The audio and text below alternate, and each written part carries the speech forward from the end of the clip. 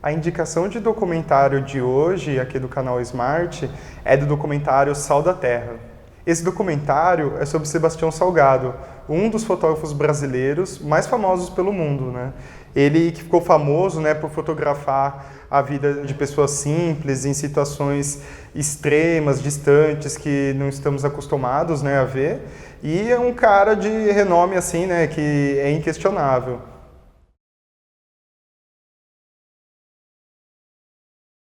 E esse documentário, mesmo sendo recente, né, sendo de 2014, já pode ser considerado um clássico dos documentários, né? Quem curte esse gênero, é super recomendado que assista o Sal da Terra. O que chama atenção nesse documentário é que o Sebastião Salgado é um documentarista também. As fotos dele são documentais. Então, um documentário sobre alguém que de alguma forma faz documentário. Por isso que eu acho tão importante para quem curte esse estilo de filme, esse estilo de abordagem, assistir esse filme. E ele está disponível no Netflix. Isso que é bem legal, então dá para você assistir na internet bem fácil. Uma das curiosidades desse filme é que o Júlio Ribeiro Salgado, que é o filho mais velho do Sebastião Salgado, que é o diretor do filme. Então ele dirigiu o filme sobre o próprio pai dele, né? Outro motivo para esse documentário já poder ser considerado um clássico é que ele foi uma das chances do Brasil ter ganho o Oscar em 2015. Então ele concorreu na categoria Melhor Documentário e não levou o Oscar nesse ano, né? Mas ele quase chegou lá e ganhou vários prêmios pelo mundo e tal. Quem ganhou o Oscar esse ano foi o documentário Citizenfour, que é sobre o Edward Snowden, né, falando dos vazamentos que ele fez lá da CIA nos Estados Unidos. A gente fica meio decepcionado do Brasil nunca ganhar um Oscar, né, e dessa vez foi mais uma vez que o Brasil foi indicado, quase chegou lá e acabou perdendo, mas o Oscar, ele pega assuntos que são interessantes para o mundo inteiro e principalmente para os Estados Unidos. E não só interessantes, mas são assuntos quentes.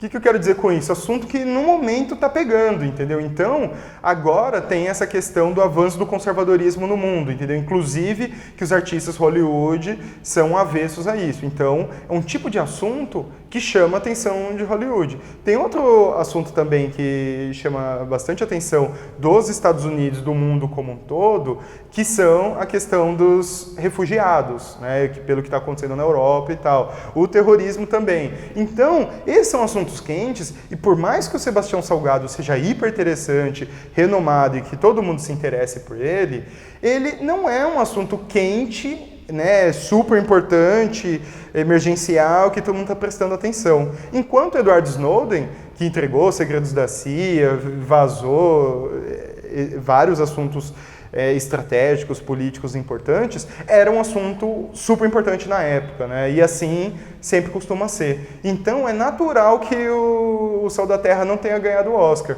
Essa decepção acontece muito para as pessoas não encararem assim. Elas pensam que o Oscar é o filme em si, um filme bem feito e não leva em consideração o contexto, né? Num dado contexto social, mundial. Então foi meio natural o Citizenfour ter ganho no lugar do Sal da Terra, né? Mas isso não tira o mérito e a qualidade do filme.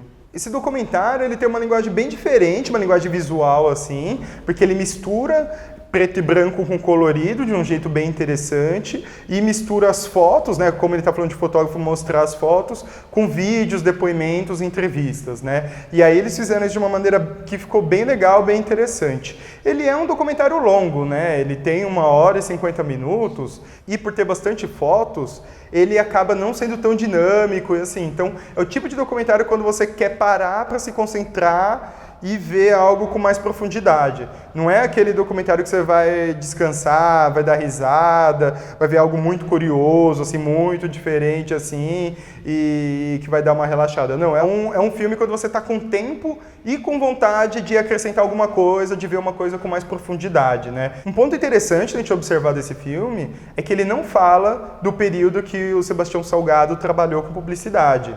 Então, a gente pode até ficar meio dividido se daí o filme não quis mostrar, de repente, esse lado mais comercial dele, quis, vamos chamar assim, esconder, ou se de repente ia atrapalhar o roteiro, ia atrapalhar a história, mostrando algo totalmente diferente do Sebastião Salgado, que foge da linha, assim. Então tem uma hora, são quase 2 horas de documentário, e aí aparece 10 minutos perdidos lá, falando de negócios, empresa e publicidade, né? Então fica a dúvida aí se isso deixou o documentário meio enviesado, sem mostrar uma parte, ou se de repente ajudou na narrativa de deixar uma história linear, contínua e daí a gente poder estar imerso nessa história. Uma das coisas que me chamou muita atenção, sabendo mais da história do Sebastião Salgado, é que ele começou essa carreira meio que do nada, assim, né? Ele comprou uma câmera para a esposa dele e tal, e ele era economista, né? E ele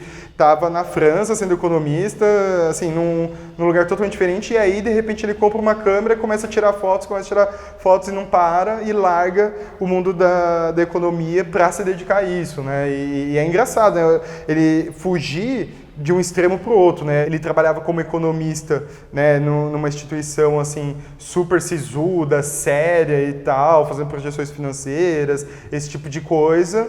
E aí, só de pegar uma câmera na mão, ele muda toda a história da vida dele e se foca em retratar pessoas, né? Pessoas, na maioria das vezes, em situação de muita pobreza, né? Então, da forma como ele se jogou isso, se entregou nisso, foi uma coisa bem surpreendente, assim, achei bem interessante. O que eu gostei também de saber do Sebastião Salgado, de ver a história dele, ouvir os depoimentos dele, é que ele tem um lado humano, ele tem um lado de querer se preocupar com as pessoas, né, com a sociedade e tudo mais, sem ser extremista ou piegas, sabe? Ele tem uma posição bem equilibrada, assim, de retratar, de buscar ali o que está acontecendo, sem grandes vitimizações, sem extremismos, assim, sabe? E essa foi a dica desse vídeo de hoje. Eu recomendo você reservar um tempo, não vai afobado, não vai com tempo corrido assistir esse documentário, espera quando você tiver 2h30 livre, num fim de semana